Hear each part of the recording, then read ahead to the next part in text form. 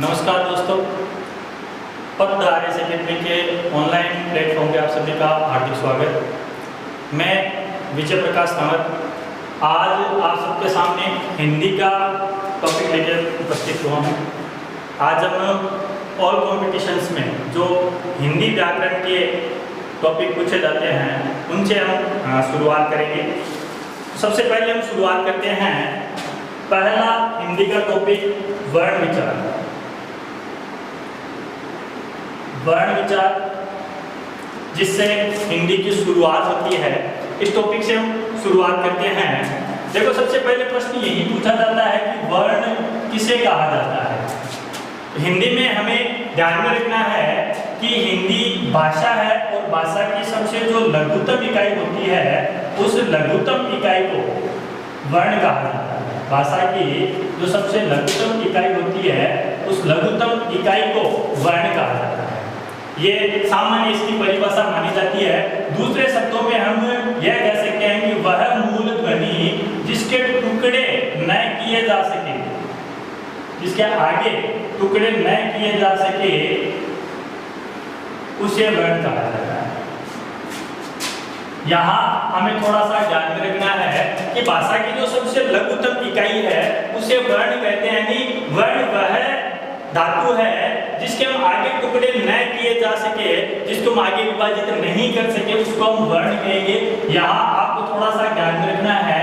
कई बार परीक्षा में प्रश्न पूछा जाता है, एक तो वर्ण और दूसरा पूछा जाता है अक्षर। इन दोनों में हल्का सा फर्क है, यहाँ आपको इसको समझना है। देखो, वर्ण और अक्षर का आपको ध्यान में रखना है। जिसके आगे हम टुकड़े न कर सके वह तो वर्ण है, और जो आगे विभाजित होता है उसको हम अक्षर कहेंगे। जैसे अगर अपने सामने लिखा हुआ हो क वर्ण, इस क वर्ण का आगे विभाजन किया जा सकता है। यानी क का जो निर्माण है वो क और अ के योग से होता है। यानी इस क को हम इन दो भागों में विभाजित कर सकते हैं। अतः ये जो क है वो अक्षर माना जाएगा। इस क को अक्षर ध्वनि कहा जाएगा। अगर इसकी पहचान करनी, अगर हमें वर्ण के रूप में मानना है तो हलंत जो क है, ये जो हलंत क है उसको हमें वर्ण कहेंगे। हलंत क को हम क्या कह सकते हैं, वर्ण कह सकते हैं, क्योंकि इस क का आगे विभाजन नहीं किया जा सकता। इसलिए इन दोनों की हमें पहचान करनी है। यानी अगर प्रश्न देकर पूछ लिया जाए तो हलंत क और सभी स्वर, ध्यान में रखना हमें, हलंत व्यंजन वर्ण प्लस सभी जो स्वर है इनको वर्ण कहा जाएगा। ये मिलकर क्या कहलाएंगे, वर्ण कहलाएंगे। और अक्षर की अगर हम बात करें तो अक्षर में सभी व्यंजन जिनमें स्वर का सहयोग हो, सभी व्यंजन और सभी स्वर, सभी व्यंजन और सभी स्वर क्या कहलाएंगे, अक्षर कहलाएंगे। यहाँ हमें अक्षर और वर्ण की परिभाषा पहचान का हमें थोड़ा सा ध्यान में रखना है। कई बार सीधा सीधा परीक्षा में पूछा जाता है कि हिंदी में वर्णों की संख्या कितनी होती है। तो यहाँ हमें ध्यान में रखना है, हिंदी में वर्ण 44 माने गए हैं। हिंदी में वर्णों की जो संख्या है वो 44 मानी गई है। परंतु हिंदी में मानक वर्णों की संख्या, मानक वर्ण यानी हिंदी के वर्ण नहीं है, लेकिन हिंदी भाषा में उनको वर्णों की तरह प्रयुक्त किया जाता है, उन वर्णों की संख्या 52 मानी गई है। लेकिन प्रश्न आपको ध्यान में रखना है, हिंदी में टोटल अगर वर्णों की संख्या पूछी जाए तो टोटल वर्णों की संख्या हिंदी में 44 मानी गई है, मानक वर्णों की संख्या 52 मानी गई है। हिंदी में वर्ण का विभाजन दो प्रकार से किया गया है। वर्णों का जो विभाजन है वो दो प्रकार से किया गया है। पहला अगर माना जाए तो स्वर और दूसरा व्यंजन वर्ण, स्वर और व्यंजन वर्ण। यहाँ आपको हल्का सा ध्यान में रखना है, स्वर और व्यंजन वर्ण। अब यहाँ ध्यान में रखना है, स्वरों की संख्या 11 मानी जाती है और व्यंजनों की संख्या 33 मानी जाती है। यानी ये स्वर और व्यंजन दोनों मिलाकर 44 वर्ण होते हैं। इनके अलावा जो वर्ण हिंदी में माने जाते हैं वो हिंदी के वर्ण न होकर हिंदी भाषा में अन्य भाषा के शब्दों को लिया गया है और हिंदी में उनको वर्ण की तरह प्रयुक्त किए जाते हैं। उनको मिलाकर मानक वर्णों की संख्या 52 मानी जाती है। अब हम शुरुआत करते हैं सबसे पहले स्वर से। स्वर, हिंदी में स्वर किसे कहा जाएगा? तो यहाँ बहुत बार परीक्षा में प्रश्न पूछा जाता है कि स्वर किसे कहते हैं, या एक बड़ा प्रश्न आता है री, जो हिंदी का मूल स्वर माना जाता है, उस री से संबंधित प्रश्न पूछा जाता है। तो यहाँ हमें थोड़ा सा ध्यान में रखना है, स्वर की पहचान करेंगे। सबसे पहले स्वर है क्या, वो ध्यान में रखना है। सबसे पहले स्वर की हमें पहचान करनी है। स्वर कहते किसे हैं? स्वर स्वतंत्र ध्वनि होती है। स्वर जो है वो स्वतंत्र ध्वनि होती है, यानी स्वर अपने आप में स्वतंत्र ध्वनि है। इसका उच्चारण जो होता है वो स्वतंत्र रूप से होता है, इसमें किसी के सहयोग की आवश्यकता नहीं होती है। दूसरा, अगर परिभाषा रूप में अगर देखा जाए तो स्वर वह मूल ध्वनि है जो अंदर से निकलने वाली जो ध्वनि है, फेफड़ों से निकलने वाली जो प्राण वायु है, निर्बाध रूप से बिना किसी बाधा के, निर्बाध रूप से बिना किसी बाधा के मुख विवर से बाहर निकल जाती है, उसे स्वर ध्वनि कहा जाता है। ये हमें ध्यान में रखना है। निर्बाध रूप से यदि मुख से बाहर निकल जाती है, स्वतंत्र ध्वनि होती है, यानी वह मूल ध्वनियां जिनका उच्चारण करने में प्राण वायु जो है मुख से बाहर निकलती है, तो मुख में कहीं भी अवरोध नहीं हो, उन ध्वनियों को स्वर ध्वनि कहा जाता है। ये स्वतंत्र ध्वनि होती है। हिंदी में स्वर वर्णों की जो संख्या मानी गई है वो 11 मानी गई है। हिंदी में स्वर वर्णों की संख्या 11 मानी गई है। अब 11 वर्ण है कौन कौन से, इनके बारे में आपको ध्यान में रखना है। ध्यान रखना, ए, आ, ई, उ, री, ए, आई, ओ, औ। ये 11 स्वर हिंदी में माने गए हैं। 11 स्वर हिंदी में मूलतः माने गए हैं। अब इनमें देखो स्वरों का विभाजन और स्वरों के बारे में जो प्रश्न पूछे जाते हैं उनसे संबंधित पर चर्चा करेंगे। सबसे पहले इस री से संबंधित बहुत बार प्रश्न पूछा जाता है। री के बारे में ऐसा माना जाता है, कई व्याकरणाचार्य मानते हैं कि री हिंदी का स्वर नहीं है और री के स्थान पर ओ हिंदी का स्वर माना जाता है। लेकिन यहाँ हमें क्लियर करना है, ओ हिंदी का स्वर नहीं है। ओ को हम ग्रहित स्वर मानेंगे जो कि अंग्रेजी भाषा से लिया गया, यानी ये जो स्वर है अंग्रेजी भाषा के शब्दों में प्रयुक्त होता है, हिंदी का मूल शब्द नहीं है, इसलिए हम इसको हिंदी में स्वर नहीं मानेंगे। हिंदी का स्वर री माना जाता है।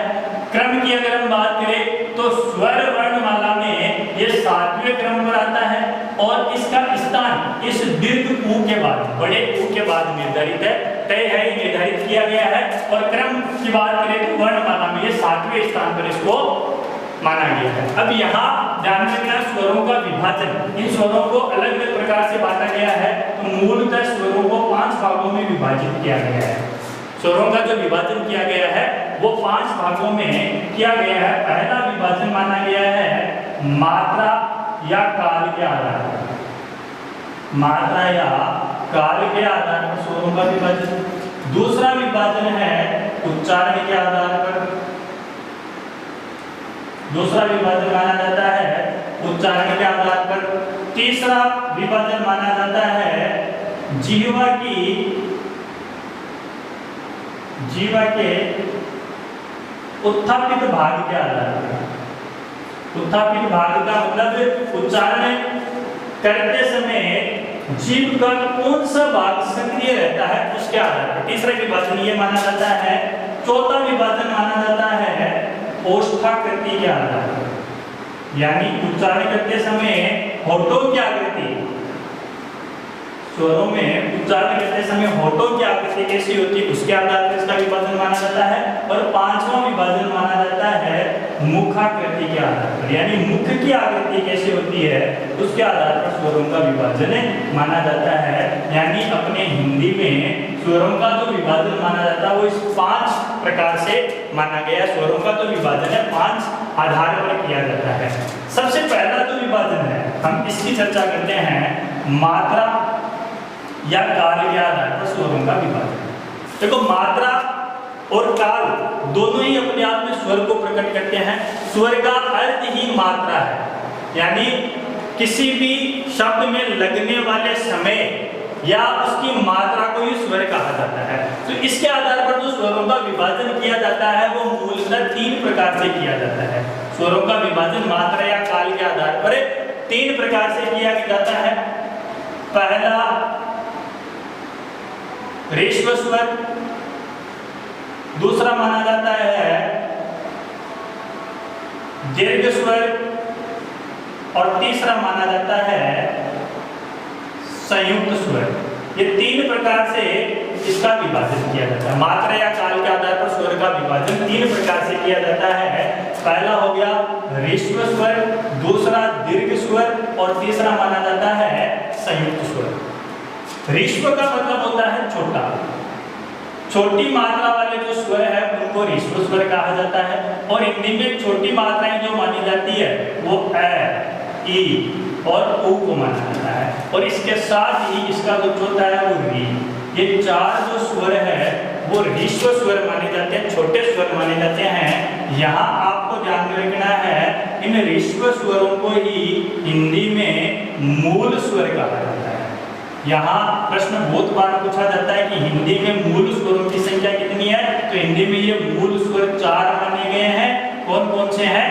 ए, ई, ऊ और री। ये 4 हिंदी के मूल स्वर माने गए हैं। इन चारों से ही बाकी के जो स्वर है पूरे 11 स्वर इन चारों से ही निर्मित होते हैं। ठीक है। दूसरा स्वर अगर हम चर्चा करें तो दूसरा विभाजन है दीर्घ स्वर। दीर्घ का मतलब होता है बड़ा, बड़ी मात्रा वाले जो स्वर है, यानी ए से 2 गुना अधिक समय जिनमें लगता है वो दीर्घ स्वर माने जाएंगे। तो ए से बड़ा आ, ई से बड़ी ई और ऊ से बड़ा ऊ, इनको दीर्घ स्वर कहा जाता है। इनकी संख्या 3 मानी जाती है। और तीसरा विभाजन है संयुक्त स्वर। संयुक्त का मतलब हो गया कि ऐसे स्वर जो 2 स्वरों के योग से बने हुए हो उनको संयुक्त स्वर कहा जाएगा। संयुक्त स्वर को अपने हिंदी में संधि स्वर या संध्याक्षर भी कहा जाता है। हिंदी में इनको संधि स्वर या संध्याक्षर भी कहा जाता है। यानी ये जो स्वर है वो 2 वर्णों के 2 स्वरों की संधि से निर्मित होते हैं और वो स्वर माने जाते हैं ए, आई, ओ, औ। अब यहाँ में ध्यान रखना है, यहाँ से अपने संधि का भी पता चल जाएगा। गुण और वृद्धि संधि के जो नियम है वो यहाँ पर क्लियर हो रहे हैं। देखो ये जो है ए का जो निर्माण है, ए का निर्माण ए या आ में ई या ई के योग से, इनके मिलने से ए बनता है। इनके योग से ए बनता है। यहाँ हम वापस देखते हैं इसमें आई का निर्माण। आई का जो निर्माण है वो ए या आ में यदि ए का योग होता है तो आई की मात्रा बनती है। ओ की अगर हम बात करें तो ए या आ में यदि ऊ या ऊ का योग होता है तो ओ ध्वनि बनती है। और औ की अगर हम बात करें तो ए या आ में यदि ओ का योग होता है तो औ का निर्माण होता है। तो यहाँ हमें ध्यान रखना है ये जो स्वर माने गए हैं इन स्वरों को हिंदी में संधि स्वर, संध्याक्षर या संयुक्ताक्षर कहा जाता है। ये हमें यहाँ पे ध्यान रखना है। कई किताबों में आपको ह्रस्व और दीर्घ दोनों एक 2 ही मिलेंगे, संयुक्त स्वर बहुत कम मिलेंगे। लेकिन यहाँ में ध्यान रखना है ये संयुक्त स्वर है क्योंकि ये स्वर जो है वो 2 विभिन्न स्वरों के योग से बन रहे हैं, इसलिए इनको संयुक्त स्वर, संधि स्वर या संध्याक्षर कहा जाता है। मात्रा या काल के आधार पर मूलतः अपने हिंदी में 3 ही वेद माने जाते हैं। लेकिन एक यहाँ चौथा वेद अपने संस्कृत में और चलता है, चौथा, जिसको कहा जाता है प्लुत स्वर। प्लुत स्वर भी कहा जाता है। वैसे अगर सही मायने में पूछा जाए तो कोई भी स्वर प्लुत नहीं होता है, परंतु हिंदी में इनका प्रयोग किया जाता है। संस्कृत में इनका ज्यादा प्रयोग होता है। हिंदी में प्लुत जिनको कहा जाता है उनका अर्थ होता है कि सामान्य स्वर से 3 गुना अधिक समय जिनके उच्चारण में लगे उनको हम प्लुत स्वर कहते हैं। कोई भी स्वर हो, अगर उसका हम उच्चारण करते हैं और उसके उच्चारण में यदि 3 गुना अधिक समय लगता हो तो उसको हम प्लुत कहेंगे। जैसे हम ओम का उच्चारण करते हैं, ओम का उच्चारण हम सामान्य रूप से नहीं कर सकते, इसको हमें लंबा ही खींचना पड़ेगा। ओम, यानी इस ओ को हम 3 गुना अधिक लंबी ध्वनि के साथ खींचेंगे। जैसे ये लंबा होगा उसको हम प्लुत स्वर कहेंगे। हिंदी में केवल और केवल ओम ही लिखा जाता है, बाकी संस्कृत में सभी स्वर, संस्कृत में जितने भी स्वर हैं उन सभी स्वरों को प्लुत किया जा सकता है, यानी उनको सामान्य स्वर से 3 गुना अधिक लंबा खींचा जा सकता है। हिंदी में यही ओम, केवल ओम लिखा जाता है। लेकिन आजकल आधुनिक जो व्याकरणाचार्य है, आधुनिक व्याकरणाचार्य है, इसमें एक नया विकल्प देखते रहे, यानी हम किसी को आवाज लगाते हैं, जैसे हम आवाज लगाते हैं किसी को राम, तो यहाँ रा जो आ का साउंड है वो 3 गुना अधिक लंबा आ रहा है, आ को लंबा खींचा जा रहा है। तो यहाँ जो आ का साउंड है उस आ की ध्वनि को हम प्लुत कह सकते हैं, क्योंकि इसको भी सामान्य स्वर से 3 गुना अधिक लंबा खींचा गया है, इसलिए यह आ स्वर भी क्या माना जाएगा, प्लुत माना जाएगा। तो यहाँ आपको ये ध्यान में रखना है, ओम ये जो 3 का साइन है, चिन्ह है, इससे हम प्लुत स्वर बना सकते हैं। और दूसरा, यदि हम किसी को पुकारते हैं, किसी को आवाज लगाते हैं, तो उस समय जिस स्वर को लंबा खींचा जाता है वो स्वर क्या माना जाएगा, प्लुत माना जाएगा। तो ये स्वरों के विभाजन का जो पहला बिंदु है, मात्रा या काल के आधार पर स्वरों का विभाजन है। दूसरा जो विभाजन है वो उच्चारण के आधार पर, यानी उच्चारण करते समय जो वायु है, हवा है, वो कहाँ से निकलती है, मुख से निकलती है या नाक से निकलती है या नाक और मुख दोनों से निकलती है, तो उस आधार पर स्वरों का विभाजन किया गया है। तो यहाँ थोड़ा सा आपको ध्यान में रखना है। दूसरा विभाजन हम देखेंगे उच्चारण के आधार पर। उच्चारण के आधार पर स्वरों का विभाजन 2 प्रकार से किया गया है, 2 प्रकार से इसका विभाजन किया गया है। पहला अनुनासिक स्वर, अनुनासिक स्वर, और दूसरा विभाजन है अनुनासिक, अनुनासिक स्वर। अनुनासिक को हम निर्नुनासिक भी कह सकते हैं, हमें इनके अर्थ से पता चल जाएगा। अनुनासिक, अनुनासिक जो मूल ध्वनि होती है, और अनुनासिक उसे कहेंगे जिसका उच्चारण नाक और मुख दोनों से होता हो, है ना। और निर्नुनासिक का मतलब है ऐसे स्वर जिनका उच्चारण केवल और केवल मुख से होता हो, अपना मूल स्थान से होता हो। तो यहाँ हमें ध्यान में रखना है, यानी कोई भी स्वर है उस स्वर के साथ में यदि अनुनासिक का प्रयोग किया हुआ हो, इस चंद्र बिंदु का प्रयोग किया हुआ हो, कोई भी मात्रा हो, कोई भी स्वर हो, यदि उसके साथ इस अनुनासिक का प्रयोग होता है तो वो अनुनासिक स्वर है। यदि कोई भी स्वर अपने मूल रूप में लिखा हुआ हो, सामान्य रूप उसका जो मूल रूप है, मूल रूप में लिखा हुआ हो, तो वो अनुनासिक या निर्नुनासिक स्वर कहता है। यहाँ आपको ध्यान रखना है, यदि प्रश्न पूछ लिया जाए, गौण शब्द लिखा हुआ है और पूछ लिया जाए यहाँ पर ओ जो प्रयुक्त हुआ है, ये ओ अनुनासिक है या अनुनासिक है, तो यहाँ पे ध्यान में रखना है, इस ओ के साथ में यानी किसी मात्रा के साथ में यदि ये बिंदी प्रयुक्त होती है तो ये हमेशा अनुनासिक होती है। चंद्र बिंदु होता है, ना कि अनुस्वार। ये अनुनासिक या इसको क्या कह सकते हैं, चंद्र बिंदु। ये चंद्र बिंदु हो सकता है, इस बिंदी को हम अनुस्वार नहीं कहेंगे, ये अनुस्वार नहीं है, ये ध्यान रखना है, अनुनासिक है। अब अगर कोई शब्द लिख दिया जाए, जैसे हम शब्द लिखते हैं कंचन, तो यहाँ ये जो बिंदी प्रयुक्त होती है, ये कंचन इस जय का पंचमाक्षर है, ये कंचन अनुस्वार है, ये अनुस्वार माना जाएगा, ये अनुनासिक नहीं है, ये अनुस्वार है और ये क्या मानी जाएगी, अनुनासिक। तो यहाँ थोड़ा सा हमें ध्यान रखना है, उच्चारण के आधार पर तो स्वरों का विभाजन होता है वो दो प्रकार से है। पहला अनुनासिक स्वर, यानी ऐसे स्वर जिनके साथ में चंद्र बिंदु का प्रयुक्त होता है, अनुनासिक का प्रयुक्त होता है, उसे अनुनासिक स्वर कहा जाता है। और ऐसे स्वर जिनको हम सामान्य रूप में मूल रूप में लिखते हैं वो निर्नुनासिक स्वर कहलाते हैं। ठीक है। तीसरा जो विभाजन की अगर हम चर्चा करें तो तीसरा विभाजन होता है जीवाकृति के आधार पर। स्वरों का जो तीसरा विभाजन है जीवाकृति के आधार पर, जीवा के उत्थापित भाग के आधार पर स्वरों का विभाजन।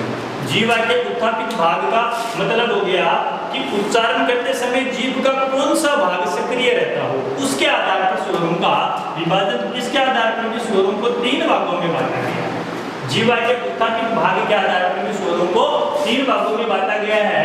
पहला हमें ध्यान में रखना है अग्रस्वर। पहला जो विभाजन माना गया है, तीन भागों में इसका विभाजन है। पहला विभाजन अग्रस्वर, दूसरा विभाजन माना जाता है मध्य स्वर, और तीसरा इसका जो विभाजन माना जाता है वो है पश्च स्वर। ये तीन प्रकार से इनका विभाजन किया गया है। यानी ऐसे स्वर जिनके उच्चारण में जीभ का आगे का भाग सक्रिय रहता हो वो तो अग्रस्वर, ऐसे स्वर जिनके उच्चारण में जीभ का मध्य का भाग सक्रिय रहता हो वो मध्य स्वर, और ऐसे स्वर जिनके उच्चारण में जीभ का पीछे का भाग सक्रिय रहता हो, क्रिया करता हो, उनको पश्च स्वर माना जाएगा। देखो इन सारे स्वरों में जो सबसे ज्यादा प्रश्न आज तक पूछा गया वो इसका पूछा गया मध्य स्वर का। बहुत बार परीक्षा में ये प्रश्न पूछा हुआ है। यहाँ हमें थोड़ा सा ध्यान में रखना है, हिंदी के स्वरों में जो मध्य स्वर है वो केवल और केवल ए को माना गया है। हिंदी का मध्य स्वर माना जाता है, यानी उच्चारण करते समय जीभ का बीच का भाग हल्का सा ऊपर उठता है। तो हमें यहाँ इस प्रश्न को ध्यान में रखना है कि केवल जो ए है वो मध्य स्वर माना जाता है। अग्र स्वर की हम चर्चा करें तो देखो अग्र यानी जीभ का आगे का भाग, तो यहाँ उच्चारण अगर हम करेंगे ना तो ई ए आई, इनका उच्चारण करते समय जीभ का आगे का भाग सक्रिय रहता है, इसलिए इनको अग्र स्वर माना जाएगा। यहाँ आपको देखो रटने की बिल्कुल भी आवश्यकता नहीं है, यानी जहां से ई का उच्चारण होगा वहीं से ए आई का होगा, क्योंकि ए और आई का निर्माण इनके योग से होता है। मैंने आपको संयुक्ताक्षर में बताया था कि ई ए और आ के साथ में यदि ई और ई का योग होता है तो ये बनते हैं। तो यहाँ आपको ध्यान में रखना है ये जोड़ा एक साथ ही एक स्थान से उच्चरित होगा। मध्य स्वर हमने पढ़ लिया है। पश्च स्वर की अगर हम बात करें तो देखो पश्च स्वर बाकी जो इनमें बच जाते हैं ना, यहाँ आ उ ओ औ, इनको पश्च स्वर की श्रेणी में रखा जाएगा। हम यहाँ भी वापस देख सकते हैं कि जहाँ से उ और उ का उच्चारण होता है वहीं से ओ और औ का उच्चारण होगा, इनको पश्च स्वर माना जाएगा। अब अपने बच जाता है री। री प्रकंपित स्वर है। री का उच्चारण करते समय जीभ का आगे का भाग सक्रिय रहता है, इसलिए री को भी हम अग्र स्वर में शामिल करेंगे। यानी री का स्थान भी अगर जीवा के उत्थापित भाग के आधार पर देखा जाए तो अग्र स्वर के अंतर्गत रखा गया है। ये जीवा के उत्थापित आधार पर स्वरों को हमने तीन भागों में बांट दिया। यहाँ आपको ध्यान में रखना है सबसे महत्वपूर्ण है मध्य स्वर। मध्य स्वर के बारे में बहुत बार परीक्षा में पूछा गया है। केवल और केवल एक ही स्वर है और वो स्वर है ए। तीन विभाजन हमने स्वरों के पढ़ लिए हैं।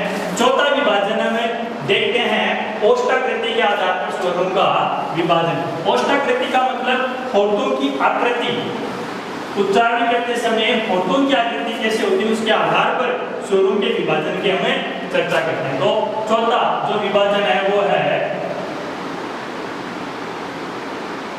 ओष्ठाकृति के आधार पर, होठों की आकृति के आधार पर। तो होठों की आकृति की अगर हम चर्चा करें इस आधार पर भी स्वरों को दो भागों में विभाजित किया गया है। पहला वृत्तामुखी स्वर और दूसरा अवृत्तामुखी स्वर। पहला माना जाता है वृत्तामुखी स्वर और दूसरा माना जाता है अवृत्तामुखी स्वर। अब होठों की आकृति या तो वृत्त के समान गोल हो जाएगी और या बिना वृत्त के हो जाएगी। जिनमें होठों की आकृति वृत्त के समान गोल होती है वो तो वृत्तामुखी, और जो सामान्य रूप से उच्चारित होते हैं वो अवृत्तामुखी। तो यहाँ हमें ध्यान में रखना कि ऐसे कौन से स्वर है, उच्चारण करके देखो, उ, ओ, औ, इनका उच्चारण करेंगे तो होठों की आकृति गोल हो जाएगी, इसलिए इनको वृत्तामुखी स्वर कहा जाता है। बाकी जितने भी बच गए वो सारे के सारे अवृत्तामुखी है, यानी ए, आ, ई, री, ए, आई, ये सभी के सभी स्वर क्या माने जाएंगे, अवृत्तामुखी स्वर माने जाएंगे। यहाँ भी हमें थोड़ा सा ध्यान रखना वृत्तामुखी और अवृत्तामुखी में। अंतिम जो विभाजित स्वरों का माना जाता है वो माना जाता है मुखाकृति के आधार पर स्वरों का विभाजन। पांचवा विभाजन है मुखाकृति के आधार पर। इनमें से भी बहुत बार प्रश्न पूछा जाता है, जैसे मैंने पहले ही बताया कि जीवा के उत्थापित भाग के आधार पर स्वरों के विभाजन में अगर प्रश्न आता है तो मध्य स्वर पूछा जाता है और मध्य स्वर ए को माना जाता है। तो इसमें से भी एक प्रश्न बहुत बार परीक्षा में पूछा जाता है, जिसके हम आगे चर्चा करेंगे। मुखाकृति के आधार पर स्वरों का विभाजन हम 4 भागों में करते हैं। पहला स्वर इसमें माना जाता है संवृत स्वर, दूसरा अर्ध संवृत स्वर, तीसरा विवृत स्वर और चौथा माना जाता है अर्ध विवृत स्वर। ये 4 विभाजन इसके होते हैं मुखाकृति के आधार। देखो मुखाकृति का मतलब हो गया कि उच्चारण करते समय मुख कितना खुलता है, उसके आधार पर स्वरों का विभाजन किया गया है कि मुख ज्यादा कौन से स्वर में खुलता है, ये खुलता है तो कितना खुलता है, ये विभाजन इसके आधार पर होता है। संवृत का मतलब होता है एकदम बंद, बिल्कुल बंद हो, न के बराबर यदि खुलता हो। ऐसे स्वर जिनके उच्चारण में मुख बिल्कुल बंद रहता हो, न के बराबर खुलता हो, उसको तो हम क्या कहेंगे, संवृत स्वर कहेंगे। और इससे थोड़ा सा ज्यादा खुलता हो, जिनके उच्चारण में थोड़ा सा ज्यादा खुलता हो, उनको हम कहेंगे अर्ध संवृत स्वर।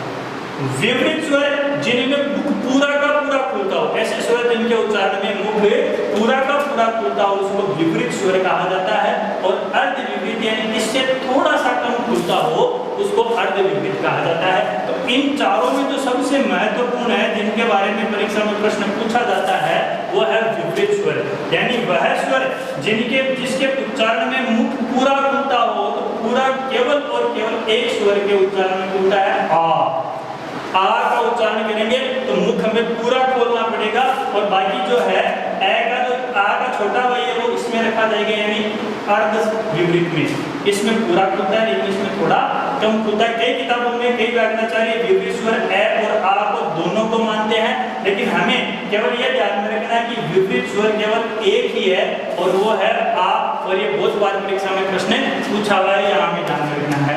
अब संवृत की बात करें, संवृत की अगर हम बात करें तो यहाँ संवृत स्वर ई, उ को माना गया है, यानी इनका उच्चारण हम बिल्कुल मुख बंद करके कर सकते हैं, दांत बंद करके इनका उच्चारण किया जा सकता है ई, उ का। अब यहाँ इन दोनों पे बहुत बार कंफ्यूजन होता है, परीक्षा में अगर पूछ लिया जाता है तो यहाँ संशय में पड़ जाते हैं कि हमें करना क्या है। यहाँ भी क्लियर हो गया, यहाँ भी क्लियर हो गया, लेकिन बाकी जो बच गए ना उन प्रश्नों में हमारे दिक्कत होती है। तो हमें थोड़ा सा ध्यान में रखना है जिनमें एक मात्रा लगती है, यानी जिन स्वरों के लिखावट में मात्रा एक प्रयुक्त होती है वो तो ऊपर लिखे जाएंगे। ए और ओ ये हमेशा एक मात्रा को प्रकट करते हैं, तो वो तो अर्ध संवृत में आ जाएंगे। और जिनमें मात्राएं 2 लगती है, आई और औ, जिनके मात्राएं 2 लगती है उनको हम इसमें लिख देंगे नीचे अर्ध विवृत स्वर में लिख देंगे। ये याद करने का तरीका है, नियम है कि एक मात्रा वाले को अर्ध संवृत और 2 मात्रा वाले अर्ध विवृत, ये हमें ध्यान में रखना है। इनमें आपको सबसे ज्यादा जो याद रखना है वो सबसे ज्यादा एक तो मध्य स्वर याद रखना है, ए को माना जाता है, और दूसरा विवृत स्वर को ये ध्यान में रखना है, विवृत स्वर आ को माना जाता है। और ये बहुत बार परीक्षाओं में पूछा गया है, इस प्रकार से ये 5 प्रकार से अपने स्वरों का विभाजन किया जाता है। हमें यह भी ध्यान में रखना है, री हिंदी का मूल स्वर है। री का स्थान हिंदी वर्णमाला में क्रम के आधार पर 7वें नंबर पे है और लिखावट में बड़े ऊ के बाद इसको लिखा जाता है, दीर्घ ऊ के बाद इसका स्थान निर्धारित किया गया है। तो ये तो अपने स्वर थे, 11 स्वर थे और इन 11 स्वरों को हमने 5 भागों में विभाजित किया है। आगे हम पढ़ेंगे व्यंजन। व्यंजन की संख्या 33 मानी गई है और ऐसे व्यंजन है बहुत सी भाषाओं से हमने अलग अलग वर्ण ग्रहण करके अपने हिंदी में प्रयुक्त किए हैं, लेकिन मूल अगर हम देखते हैं तो हिंदी में व्यंजनों की संख्या 33 ही मानी जाती है। देखो व्यंजन हिंदी में कितने माने गए हैं, 33 माने गए हैं। अब यहाँ हमें थोड़ा सा ध्यान में रखना है, 33 व्यंजन माने गए। व्यंजन कहेंगे किसे, परिभाषा की अगर हम चर्चा करें, परिभाषा की हम अगर चर्चा करते हैं व्यंजन की, तो व्यंजन यहाँ हमें ध्यान में रखना है 33 व्यंजन है। जैसे हमने स्वर की परिभाषा बताई थी मैंने आपको कि फेफड़ों से निकलने वाली प्राण वायु मुख से बिना किसी रुकावट के बाहर निकल जाती है, बिना किसी अवरोध के निर्बाध रूप से मुख से बाहर निकल जाती है, वो तो स्वर ध्वनि है। लेकिन व्यंजन की अगर हम चर्चा करें तो वही परिभाषा सेम हमें ध्यान में रखनी कि फेफड़ों से निकलने वाली प्राण वायु मुख विवर में अवरोध हटने के बाद, अवरोध हटने के बाद निकलती हो, मुख से अवरोध हटने के बाद यदि निकलती हो उस ध्वनि को व्यंजन ध्वनि कहा जाएगा। यानी मुख विवर से जो भी प्राण वायु बाहर निकलती है तो मुख में एक बार अवरोध होगा, जैसे अवरोध हटेगा, जैसे अवरोध हटेगा तो ध्वनि उच्चारित होगी, उस ध्वनि को हम क्या कहेंगे, व्यंजन। व्यंजन को हमेशा स्वर के सहयोग से लिखा जाएगा, स्वर के सहयोग से इनको लिखा जाता है। यानी व्यंजन का अर्थ स्वर के बिना नहीं होता, स्वर के सहयोग से ही इनको पूर्ण रूप प्रदान किया जाता है। हिंदी में व्यंजनों की संख्या 33 मानी गई है। 33 है कौन कौन से, देखो पहले आपको ध्यान में रखना है, कै से लेकर म तक के 25 जो वर्ण है वो माने गए हैं। फिर य, र, ल और व, ये जो 4 व्यंजन माने गए हैं। फिर आगे जो व्यंजन माने गए हैं स, श है, ये 4, ये मूल 33 व्यंजन हिंदी में माने गए हैं। 25 और 4 29, 19 और 4 33 ये व्यंजन हिंदी के माने गए हैं। ये तो मूल व्यंजन माने गए। बाकी और भी बहुत सारे व्यंजन हैं जो हिंदी में प्रयुक्त किए जाते हैं, वर्णों की तरह लिखे जाते हैं, उनको हमें व्यंजनों की तरह हिंदी में काम में लेते हैं, वो मानक वर्ण होते हैं। यहाँ हमें थोड़ा सा ध्यान रखना है, ये 33 व्यंजन ये है। यानी कै वर्ग से लेकर कै से लेकर म तक जो है 25 है और फिर स है, ये 4, ये कुल मिलाकर 33 व्यंजन हिंदी में माने गए हैं। हम व्यंजनों के वर्गीकरण की अगर हम बात करें तो देखो व्यंजनों को भी अलग अलग भागों में बांटा गया है। सबसे पहले ये जो कै से म तक के जो 25 व्यंजन है इनको बोला जाता है स्पर्शी व्यंजन। स्पर्शी व्यंजन का मतलब होता है कि इनका उच्चारण मुख में कहीं न कहीं स्पर्श होने के बाद होता है। तो यहाँ हमें ध्यान रखना है, हम व्यंजनों के वर्गीकरण की बात करें तो सबसे पहले जो विभाजन है उसको कहा जाता है स्पर्शी व्यंजन। स्पर्शी व्यंजनों की संख्या 25 मानी गई है। स्पर्शी व्यंजनों की संख्या 25 मानी गई है। कौन कौन से हैं, क, ग, घ, ड़, च, छ, ज, झ, य, त, थ, द, ध, न, त, थ, द, ध, न, प, प, ब, भ, म। ये 25 व्यंजन माने गए हैं और ये 25 के 25 व्यंजन स्पर्शी व्यंजन माने गए हैं। 25 के 25 जो व्यंजन है वो स्पर्शी व्यंजन माने गए हैं। यहाँ एक प्रश्न और निकल कर आता है, यदि प्रश्न पूछ लिया जाए कि हिंदी में मूल स्पर्शी व्यंजन कितने हैं। मूल स्पर्शी व्यंजन की अगर संख्या पूछ ली जाए तो यहाँ हमें ध्यान में रखना है मूल स्पर्शी व्यंजनों की संख्या 16 मानी गई है। हिंदी में मूल स्पर्शी जो व्यंजन है उनकी संख्या 16 मानी गई है। और वो 16 व्यंजन है कौन कौन से, यहाँ हमें ध्यान में रखना है। यहाँ हमें ध्यान में रखना है एक तो च वर्ग और ये पंचमाक्षर, ये वाला, इनको छोड़कर बाकी ये जो 16 वर्ण है ये सारे के सारे क्या माने जाएंगे, स्पर्शी मूल स्पर्शी व्यंजन माने जाएंगे। यानी हमें तो च वाली लाइन छोड़नी है और ये हर वर्ग का 5वां अक्षर ये छोड़ना है, इनको मूल स्पर्शी व्यंजन नहीं कहेंगे। बाकी ये जो 16 वर्ण है, 16 कौन कौन से अलग लिख देता हूँ मैं, क ख ग घ ट ठ ड ढ त थ द ध प प ब और ध, ये जो 16 वर्ण है इनको हम मूल स्पर्शी व्यंजन कहेंगे। तो जो बच गए उनको क्या कहेंगे, तो उनकी भी हम चर्चा कर लेते हैं। यहाँ थोड़ा सा आपको ध्यान रखना है, देखो ये जो च वर्ग है ये स्पर्शी व्यंजन तो है ही, स्पर्श तो इनका होता ही है, लेकिन इनका स्पर्श करते समय हल्का सा श्वास को जीभ के साथ संघर्ष करना पड़ता है, इसलिए इन व्यंजनों को स्पर्श संघर्षी व्यंजन कहा जाता है। स्पर्श संघर्षी व्यंजन इनको कहा जाता है। इन स्पर्श करते समय इनको संघर्ष की आवश्यकता होती है। स्पर्श संघर्षी व्यंजन कौन कौन से हो गए, च छ ज झ और ये जो वर्ग है वो स्पर्श संघर्षी माना जाता है, यानी इनका उच्चारण करते समय श्वास को जीभ के साथ संघर्ष करना पड़ता है। ठीक है, अगर हम चर्चा करें इन पंचमाक्षर की, तो ये पंचमाक्षर अपने वर्ग के साथ में तो निकलते ही है, बाकी इनको अलग से नासिकीय व्यंजन भी कहा जाता है। नासिकीय व्यंजन यानी इनका उच्चारण, मूल जो उच्चारण स्थान है वो नासिकीय माना जाता है। नासिकीय व्यंजन तो प्रत्येक वर्ग का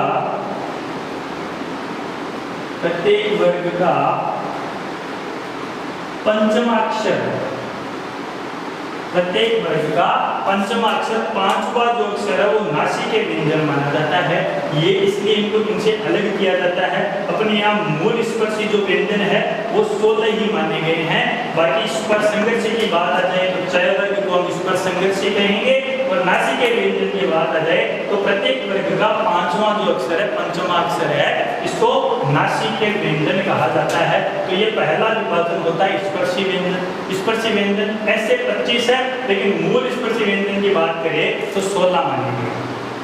दूसरा जो विभाजन है वो माने जाते हैं देखो अंतस्थ व्यंजन। ये जो 4 वर्ण है इनके बारे में परीक्षा में पूछा जाता है। अंतस्थ व्यंजनों की संख्या 4 मानी जाती है। अंतस्थ व्यंजन है 4 मानी जाती है। कौन से हैं? य, र, ल और व। इनको अंतस्थ व्यंजन कहा जाता है। यहाँ थोड़ा सा ध्यान रखना है, इनको अर्ध स्वर भी कहा जाता है। इन्हीं का दूसरा नाम ईशत व्यंजन भी। ईशत व्यंजन वर्ण की अगर हम बात करें तो वो भी इसी वर्ग को कहा जाएगा।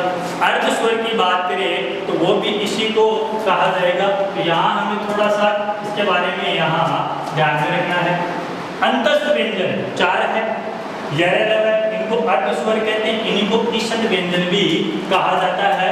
अर्ध स्वर इसलिए कहते हैं, यहाँ ध्यान में रखना, कभी कभार परीक्षा में प्रश्न पूछ लिया जाता है कि निम्न में से स्वर है और अपने पास परीक्षा में अगर प्रश्न आ जाए, जैसे एक बार तो दे दिया क्ष, पहला ऑप्शन, दूसरा दे दिया में फ, तीसरा दे दिया क और चौथा दे दिया य। तो यहाँ हमें ध्यान रखना है, स्वर प्रश्न पूछ लिया जाए तो यहाँ इस स्वर का ऑप्शन हम क्या मानेंगे? या मानेंगे, क्योंकि ये तो मूल व्यंजनों की श्रेणी में आ गया और इनको हम अर्ध स्वर की श्रेणी में मानते हैं, अर्ध स्वर की श्रेणी में है, इसलिए इन तीनों की बजाय इसको हम क्या मान सकते हैं?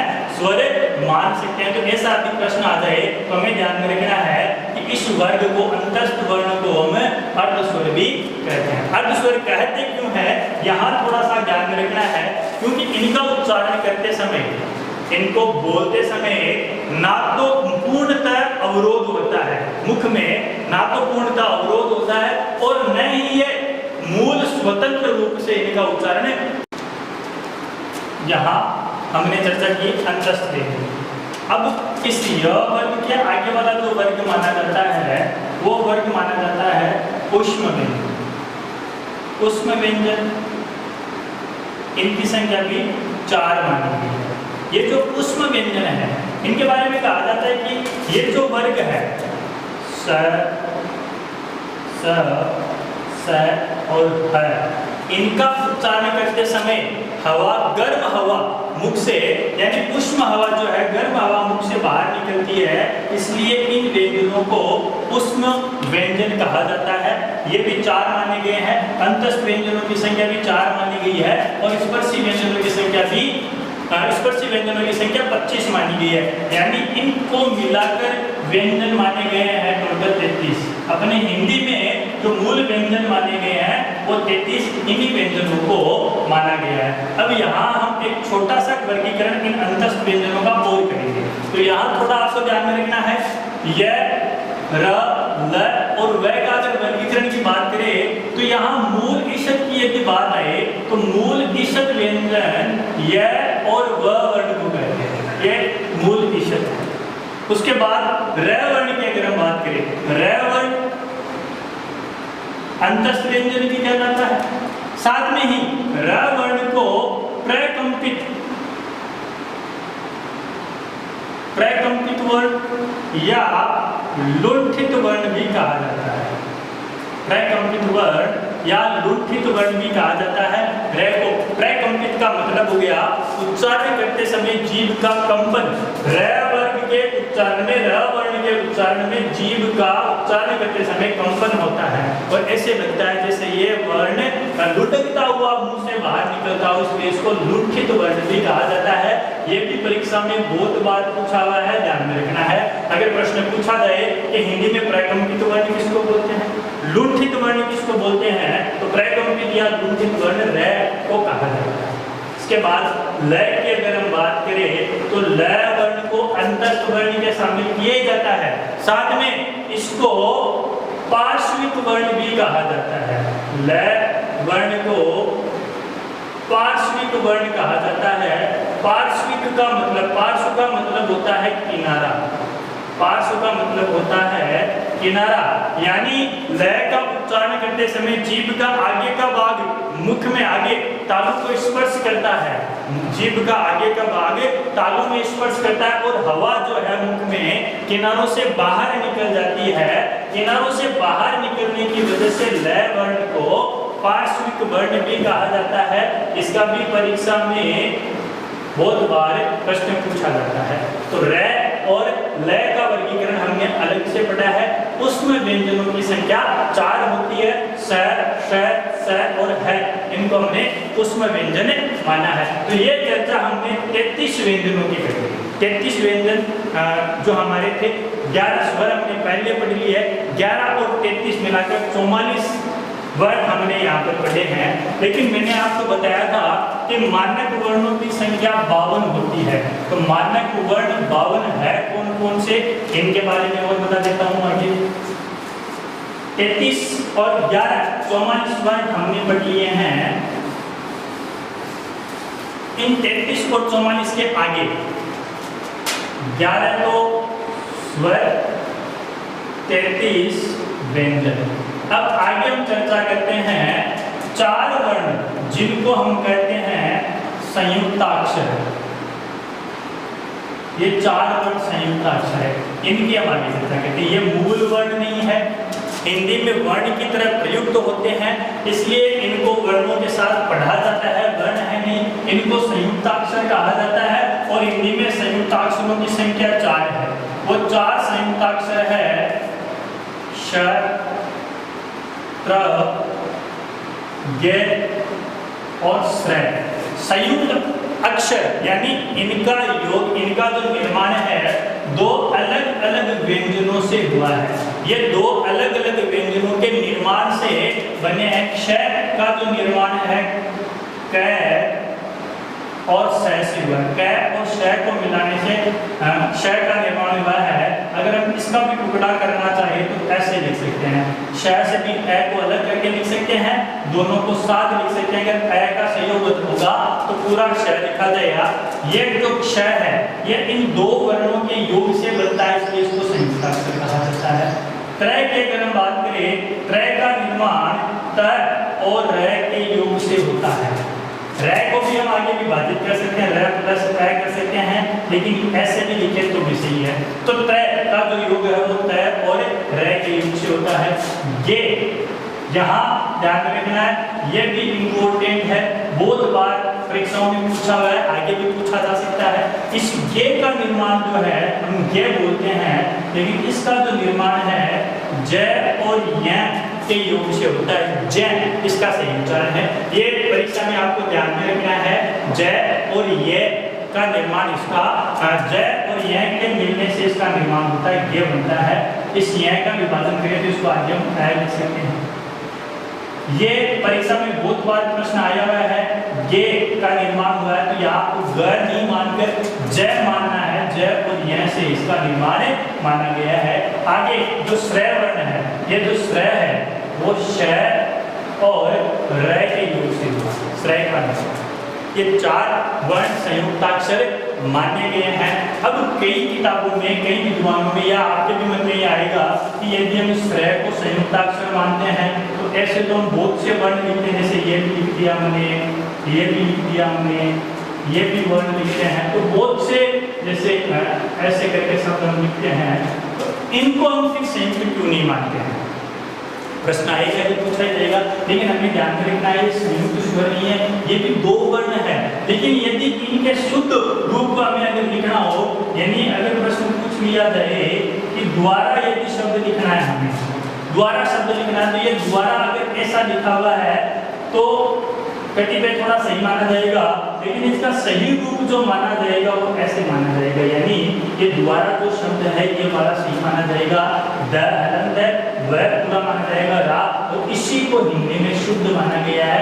इन दोनों को हम अलग अलग करके लिखेंगे, इसकी तरह संयुक्त करके नहीं लिख सकते। अगर संयुक्त करके लिखते हैं तो गलत माना जाएगा, ये इसका शुद्ध रूप है। इसलिए इन चारों को या ऐसे जो शब्द लिखे जाते हैं उनको संयुक्त नहीं माना गया है। लेकिन ये जो चार वर्ण है, इन चारों वर्णों का निर्माण इनसे हुआ है, लेकिन ये अपने वर्ग में ऐसे ही लिखे जाते हैं, इसलिए इनको संयुक्त अक्षर माना जाता है। अब कई बार परीक्षा में पूछा जाता है कि अगर हमें शब्दकोश के अनुसार देखना हो, हिंदी शब्दकोश में अगर इनका क्रम देखना हो तो कौन सा वर्ण पहले लिखा मिलेगा, तो ये ध्यान में रखना है। देखो हिंदी वर्णमाला में पहला वर्ण क माना जाता है, तो क की शुरुआत क्ष से होती है, तो यहाँ पहला वर्ण आ जाएगा। और फिर इनमें देखना है सबसे पहले कौन सा आएगा, तो इनमें अगर सबसे पहले की बात करें तो क के बाद का जो वर्ण है वो ज आता है, तो ज से किसका निर्माण होता है, गे का होता है, तो गे वाला निर्माण, गे वर्ण शब्दकोश में पहले मिलेगा, फिर त्रय मिलेगा और फिर श्रेय मिलेगा। शब्दकोश में यदि इनका क्रम पूछ लिया जाए तो शब्दकोश में इन संयुक्ताक्षरों का क्रम यह माना जाएगा, क्ष, गे, त्रय और श्रेय। इनमें जो इनसे निर्मित जो पहला वर्ण है, इन पहले वर्ण का क्रम के आधार पर शब्दकोश में इनका निर्माण पूछा जाता है। तो ये 11, 33 और 4 ये स्वर हो गए, यानी 44 और 4 48 स्वर अपने हिंदी में होंगे। 44 और 4 48 वर्ण हमने पढ़ लिए हैं। आगे दो व्यंजन जो हमने प्रारंभ से स्वरों के साथ में पढ़े हैं, अंग और अह, ये दो वर्ण। हिंदी में प्रारंभ में इनको स्वर माना जाता था, लेकिन वर्तमान में ये जो दोनों ध्वनियां स्वर ध्वनि नहीं होकर इनको कहा जाता है अयोग वाह ध्वनि। इन दोनों को क्या कहा जाता है, अयोग वाह ध्वनि। ये स्वर नहीं है, ना ये व्यंजन ध्वनि है, ना ये वर्ण ध्वनि है।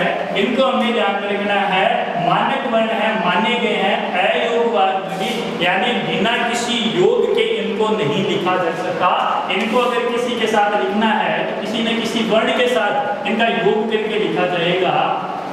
ये जो है इसको कहा जाता है अनुस्वार। अनुस्वार वर्ण है, किसी भी वर्ग के साथ में प्रयुक्त होता है तो उसके पंचमाक्षर या नासिके व्यंजन के रूप में प्रयुक्त होता है। और ये जो अह है इसको हम विसर्ग रूप में लिखेंगे। हिंदी में यदि विसर्ग का रूप लिखा जाता है तो यह विसर्ग रूप में लिखा जाएगा। अनुस्वार और विसर्ग इन दोनों को हम क्या कहेंगे? अयोगवादनी। 11, 33, 44, 44 और 4, 48, 48 और 2, 50 वर्ण हमने यहाँ पे पढ़ लिए। 2 वर्ण और माने जाते हैं जिनको हमें ताड़नजात ध्वनि या क्षिप्त व्यंजन, ताड़नजात ध्वनि या क्षिप्त व्यंजन कहते हैं। ये भी अपनी हिंदी के वर्ण नहीं है लेकिन हिंदी में प्रयुक्त होते हैं, इसलिए यहाँ थोड़ा सा हमें ध्यान में रखना है।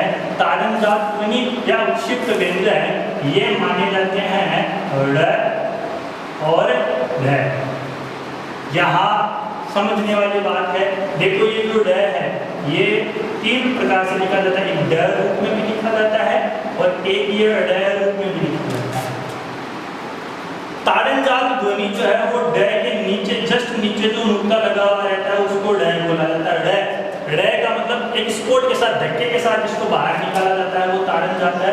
ये ड जो अपने ट वर्ग के साथ में ड लिखा जाता है और ये है क वर्ग का पंचमाक्षर अंग, अड़ जिसको हम बोलते हैं, अंग इसका सही उच्चारण है। ये क वर्ग का पंचमाक्षर है। तो यहाँ में ध्यान रखना जिसके जस्ट नीचे नुक्ता लगा हुआ रहता है ड और ध, ऐसे 2 वर्ण माने जाते हैं जिसको एक धक्के के साथ इनका उच्चारण किया जाता है। ये भी वर्ण अपने हिंदी में चलते हैं तो यहाँ इन दोनों को हमें अपने वर्णों में शामिल करेंगे। ये ड और ढ ताड़नजात या क्षिप्त व्यंजन कहलाते हैं। ये भी मानक वर्णों में शामिल किए गए हैं और अपने ये 52 वर्ण हिंदी के यहाँ कंप्लीट हैं।